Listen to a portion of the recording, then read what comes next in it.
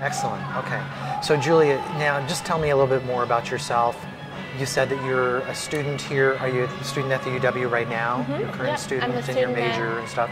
Yeah, sure. I'm a student at UW. I'm a sophomore this year. Okay. I'm a Spanish major. Right. And I'm getting a certificate in teaching English as a second language. Okay, great. Now, do you, regarding evolution, do you consider evolution to be true? Yes, I You'd say that definitely you're an evolutionist, okay? Yes. Would you consider that there's enough evidence to say that it's a fact, that it's, you know, very overwhelmingly positive in favor of evolution? I would definitely say that there's enough scientific evidence to call it a fact. Okay. Now, have you, well, let me ask this. What do you consider to be the best evidence in favor of evolution?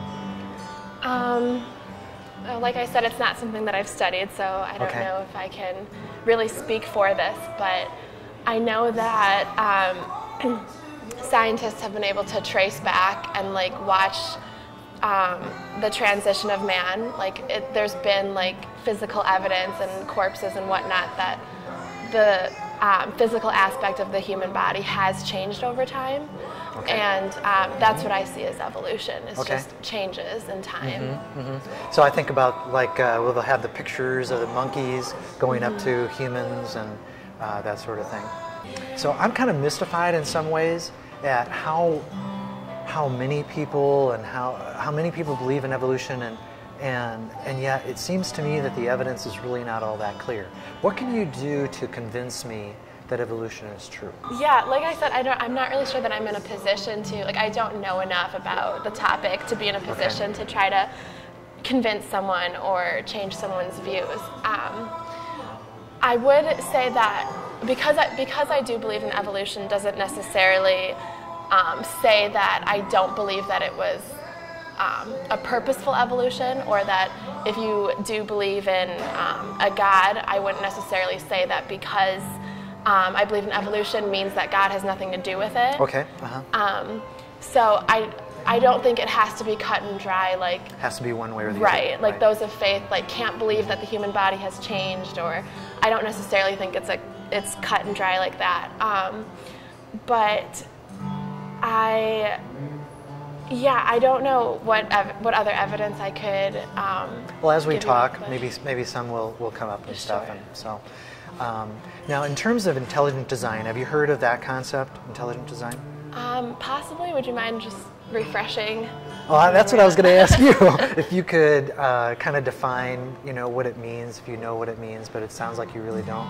You haven't seen any documentaries. I may have heard the term in the past, but it's basically this idea that, you know, that God or some intelligent source had created us, and so life is here as a result of this intelligence. The thing that really excites me is information. I think that information is a very powerful argument in favor of design. So, for example, I like to talk to people, well, okay, so there's a card here, or there's signs and there's books. You know, wherever you see information, can you think of, where do you find information? Well, in this day and age, I would say the internet is the #1 source, especially for people of my generation.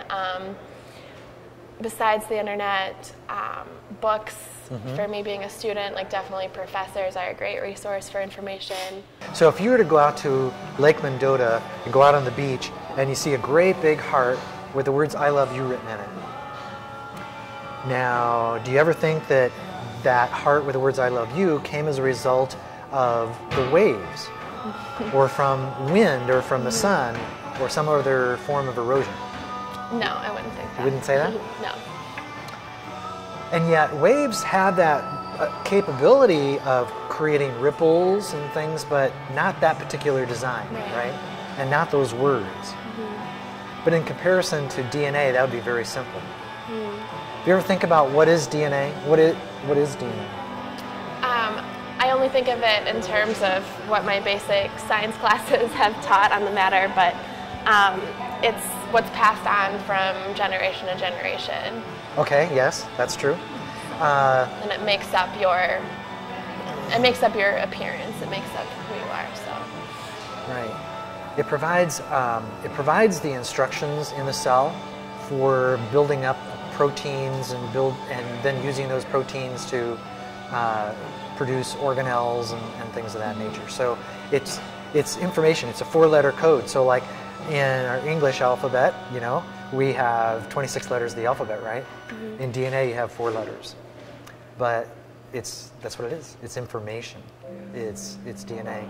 So I always find that to be an interesting place to start, because just to get people thinking. Now, what do I have here? I have a penny and a rock. Mm-hmm. In your estimation, were either of these intelligently designed?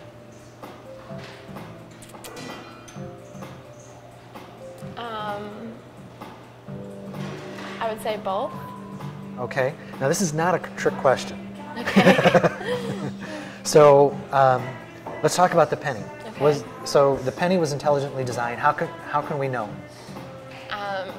It was designed to look a certain way and to fulfill a certain purpose. Okay. And there's an image. Do you know who the image is? Oh no, I don't. It's Abraham Lincoln. Okay. Okay. And there's some words on the penny. Do you know what any of the words are? In God we trust. That's right. Yes. So there's that information plus a recognizable character, person. I think the rock is just random. Okay. It's just, if there's, you know, it's just a random rock. There's nothing here to indicate that there was some intelligence involved in creating this particular shape. Okay. Okay? So in the world in which we live, we have these 2 choices: intelligently designed or not designed. So wherever you look around you, you can see table that's designed, clothing's designed, floors, walls, ceiling, lights, all kinds of design. We see it everywhere. And right now it's kind of harder to even find not designed. But if you go out, you'll see rocks, and think about water, ripples in water, or clouds, or things of that nature. There's lots of things that are, you know, there's no apparent design to them. So we have this option, these 2 options.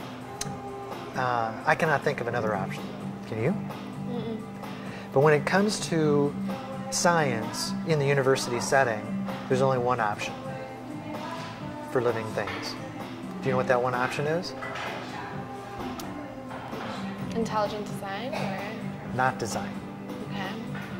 You see, it's funny because that you would say that, because that would be the natural thing, is that living things are intelligently designed. Mm-hmm. They appear to be.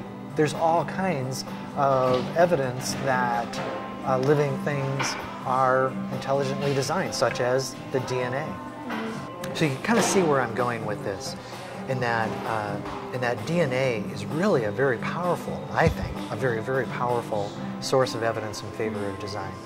Because wherever you see information, our experience is, we infer from our experience that the heart in the sand and the words "I love you," that came from an intelligent source, because that's our experience. We don't have, you know, even though you weren't there to see somebody draw it, even though you weren't there to see the penny actually get pressed, we know from our experience that came as a result of design and people, you know, with a press and creating that money. So, well, here's another thing. So, do you know what this is? Rubik's Cube. A Rubik's Cube? Okay. Do you know how to solve a Rubik's Cube? I do not. No. Okay. I do not know how to solve it either. I have a page of directions. It's on front and back. And so if you follow the directions, you know, you can figure it out. And then, so let's suppose I know how to solve the Rubik's Cube.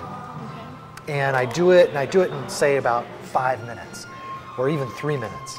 And then I hand you the Rubik's Cube.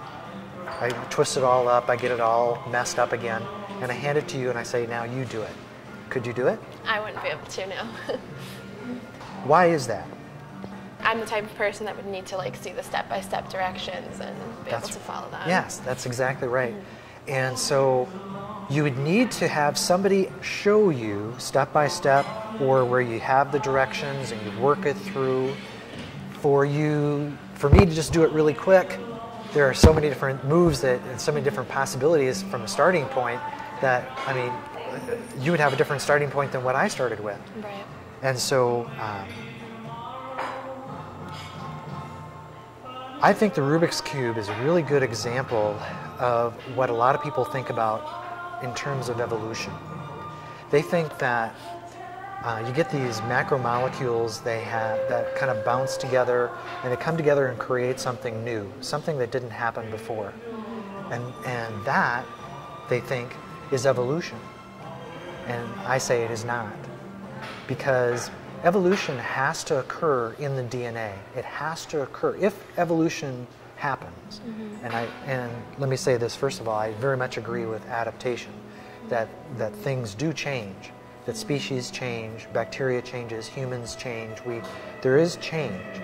What there is not evidence for, in my view, is that there's enough change to go from one level to a higher level, to go from one species to another kind of species. So I think what happens is people think that you get this happenstance. You get these molecules that come together and something new happens, and then you have this new wonderful thing. But just like the Rubik's Cube, even if somebody happened to solve it just by luck or by happenstance, that for it to do anything for the next generation, it has to get carried on by information. If there's no information, the happenstance for solving it once dies then and there. That's why evolution has to happen in the DNA. So let's talk some more about DNA. DNA is this amazing string of information. In human DNA, Richard Dawkins talks about, do you know who Richard Dawkins is? Yeah, he actually just recently came up in one of my classes. Okay, all right. So he's a well-known evolutionary biologist and popularizer of evolution. In this book that Richard Dawkins wrote, he describes that DNA in a human would consist of about 3 to 4 copies of the Encyclopedia Britannica, the entire 30-volume set, 3 to 4 copies of that. Does that sound like a lot of information to you? It sure does. Yeah. He also describes that for a bacteria, which is the simplest form of life, the amount of information is about the New Testament. So those are his words, that's his analogy. But in the New Testament you have 26 books. I mean, you're still talking about a great deal of information. Real, cogent information. There's a information scientist named Dr. Werner Gett, and he talks about that wherever we see information, it's in 5 levels. Can I go through those 5 levels very quickly? Sure. All right. So first level is that of statistics.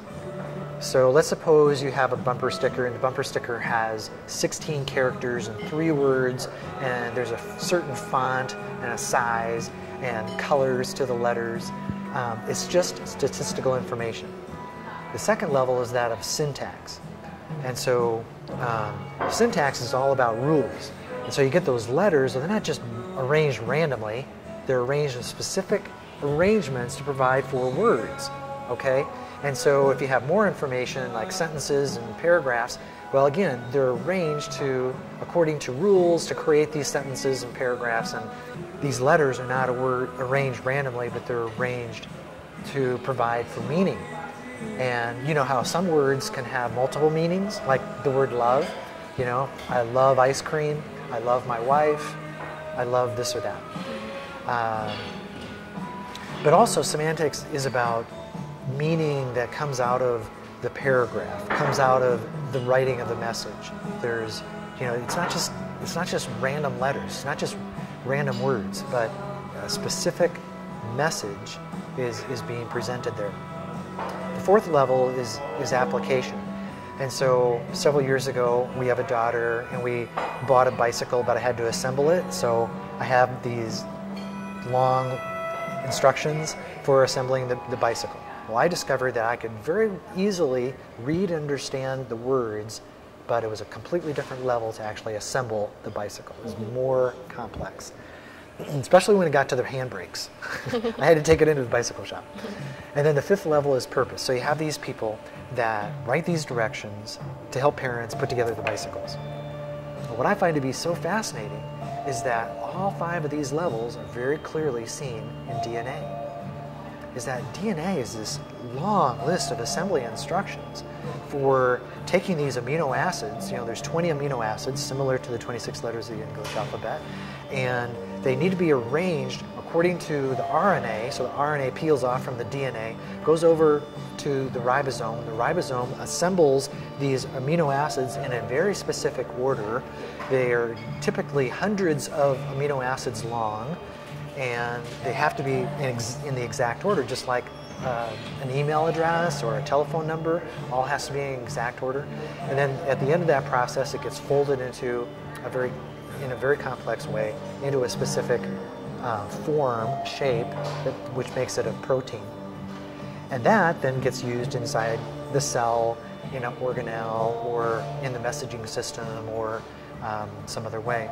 So you have all kinds of information being read, being sent over, and then it's read, and then it's being used to build something, and it's all done very, very, very quickly. It's all very, very complex. So, can you kind of get my point here that I'm seeing that there's a lot of there's just a lot of evidence there for design. I can't argue with that. No, I do. Okay. I definitely see where you're coming from. Okay. Going back to the penny and the rock, on the issue of this, I see that we have 2 different options in the universities and in science classes. There's only one option presented, and that is that it wasn't designed. Even though it looks like it's designed, they present it as, well, evolution did it. And I think that is dishonest, and I think that that's why so many people believe in evolution, is that people are not given design as a second option. They're not given it as a level playing field where they can see for themselves evidence in favor of design. So,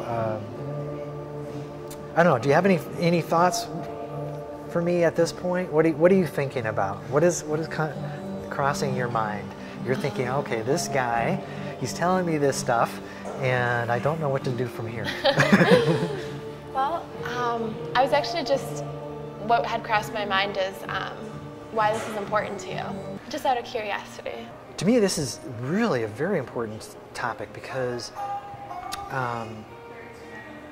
well, I'm a Christian, and one of the implications of evolution is that a lot of people have discredited Christianity and the Bible because of evolution. They just they may not see evidence in favor of God. They may not think that it's important. But think about it. Just look at how complex we are. Does this come as a result of natural causes? I don't believe it does. I believe that God created us, and I believe that God created you. And God wants you to know that He passionately wants you to know Him. He wants to communicate that He passionately loves you. And that's a really deep thing. It's foundational to all our relationships. It's also foundational to having aside from healthy self-being and that sort of thing, it's healthy sense of one's destiny, a sense of not having to fear death, not having to fear evil in the world, but being able to come to terms with things, because things make so much more sense, I think, in a Christian world. Did I answer it for you? Yeah, you did. Do you have any Do you have any religious background? Yeah, I was raised in a Christian family growing up.